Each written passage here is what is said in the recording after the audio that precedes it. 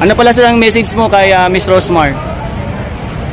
Magkaroon siya ng maraming blessing pa, at saka mahabang buhay, at saka kalusugan niya dapat lagi okay.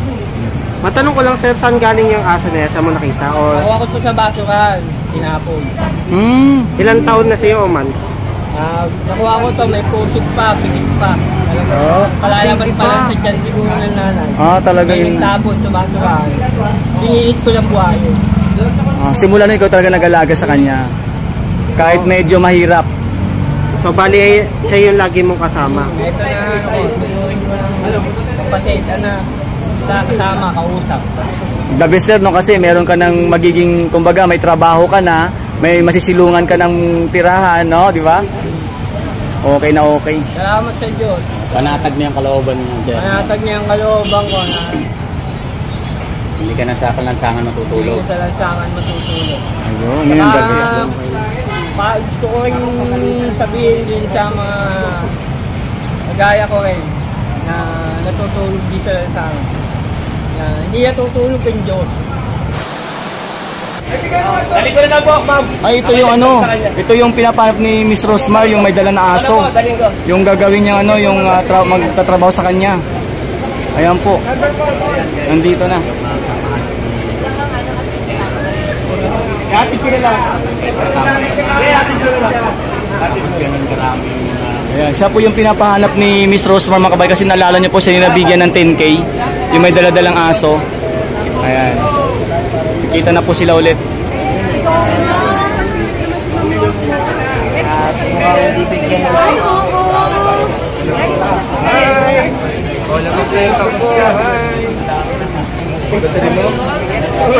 Una na po kami. Sige po. Ma'am.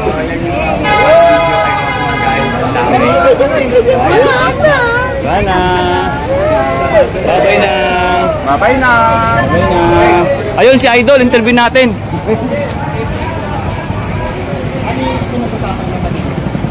Pinapupunta ako doon sa Tagaytay, ibig sabihin para magtatrabaho ka sa parisan. Kakamping na tayo. magtatrabaho na. Ay yung tulugan kaya. Bahala na yun. Hindi ko lang alam. Stay in na siguro yun. Sigurado nang magkakaroon ng hanap buhay na maayos. May manager na siya. Matanong ko lang, anong 10K po ba yung nakuha niyo? Yung binigay sa inyo? Anong ginawa niyo po sa 10K? Nadala ko sa anak ko. Ayun sa anak niyo po. Ay, nag-aaral. Grade 1. Sa kayo natutulog ngayon, sir? Sa kanya lang. Ayan. Gusto lang ma-safe sa kasada. Galatag ng ibang. So anong pakiramdam sir, dahil ikaw ay talagang confirm na magtatrabaho sa kay Miss Rosmar? Siyempre, tontuwa ako. Hindi rin ako mapaniwala na akala ko magiging taong grasa na ako sa lansangan.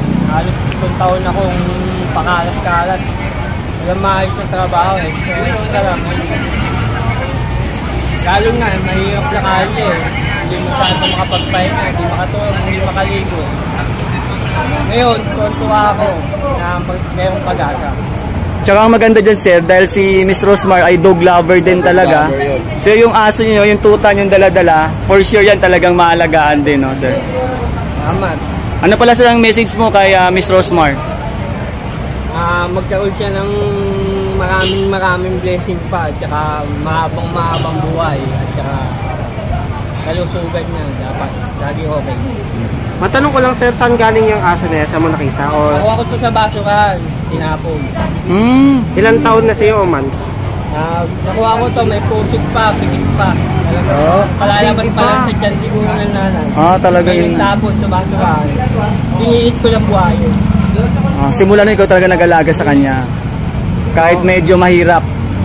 So bali, siya yung lagi mong kasama? Ito na, tuturin ko ng kapatid, kasama, kausap. The best sir, no? Kasi meron ka ng magiging, kumbaga may trabaho ka na, may masisilungan ka ng tirahan, no? Di ba? Okay na okay. Salamat sa Diyos. Panatag niya ang kalooban niya. Panatag niya ang kalooban ko na hindi ka na sa lansangan matutulog. Hindi ko sa lansangan matutulog. Ayun, yun yung the best lang. Gusto ko rin sabihin din sa mga nagaya ko rin na natutulog dito sa lansangan. na hindi natutulog ang Diyos. May pag-asa pa. Tama.